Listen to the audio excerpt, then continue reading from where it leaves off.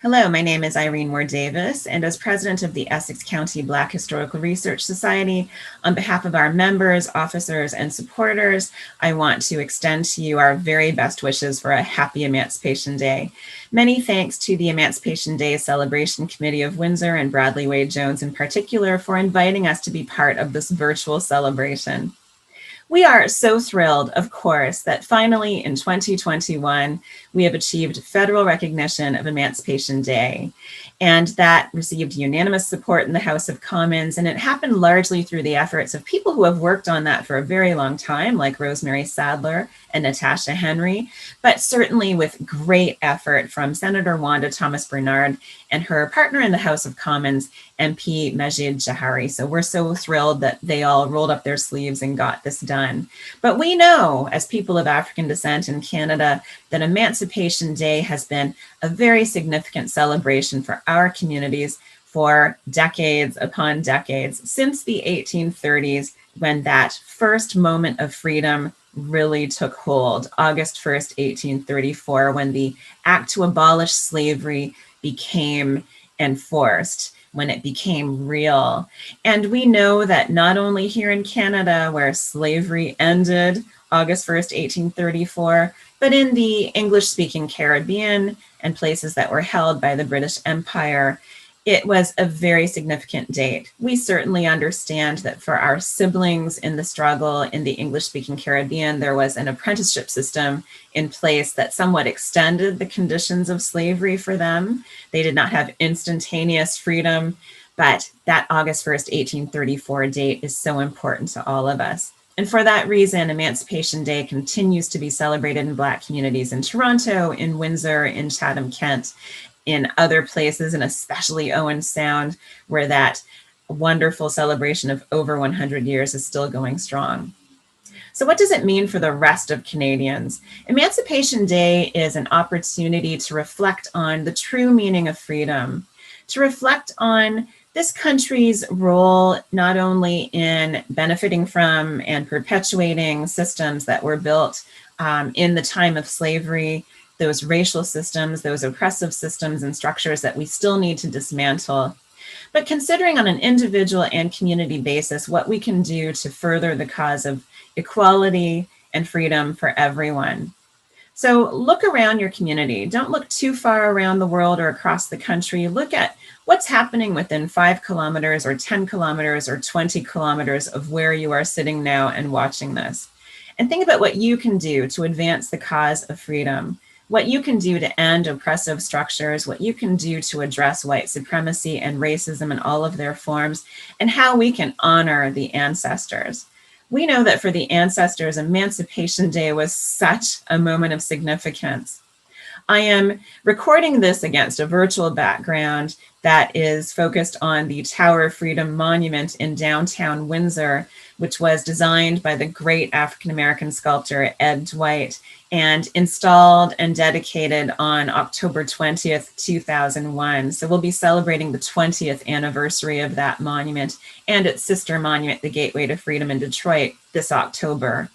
But we certainly see in those sculpted figures the jubilation and the relief that August 1st, 1834 brought about for many people.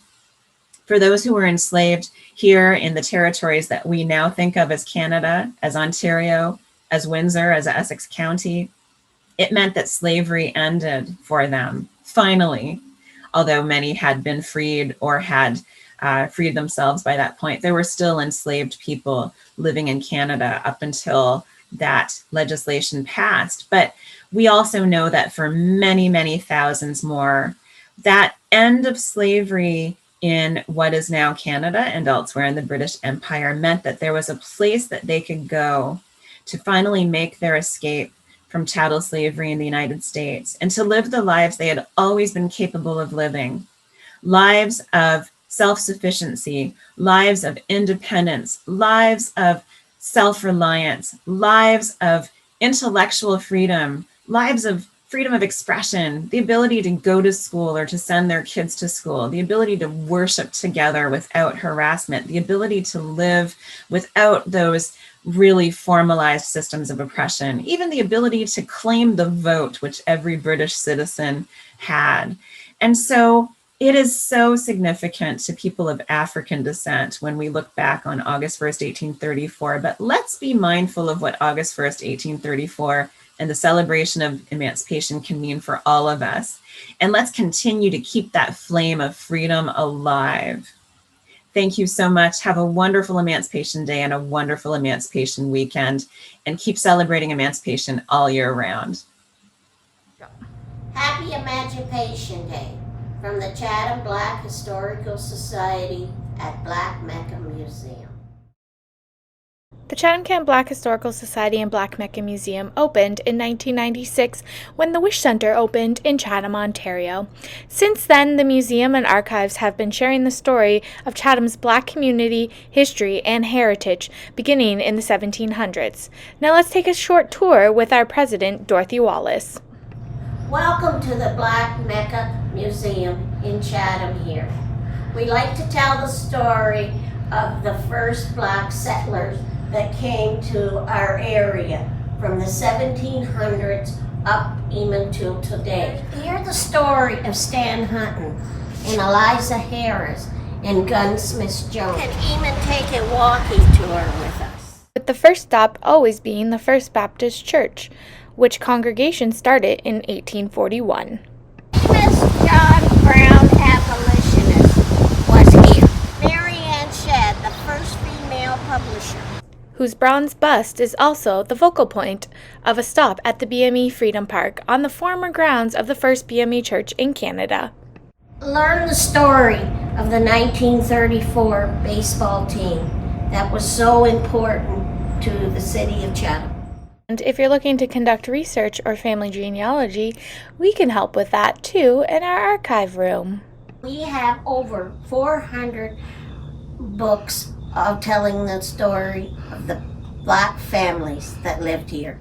Be sure to visit the Black Mecca Museum in Chatham, Ontario. Please come and learn about all of our history here in Chatham. For tour times, hours, pricing, and any other information you might require, please visit our website www.ckbhs.org or follow us on Facebook at facebook.com/ckbhs. And if you have any other questions, please feel free to send us an email to info@ckblackhistoricalsociety.org. Thank you.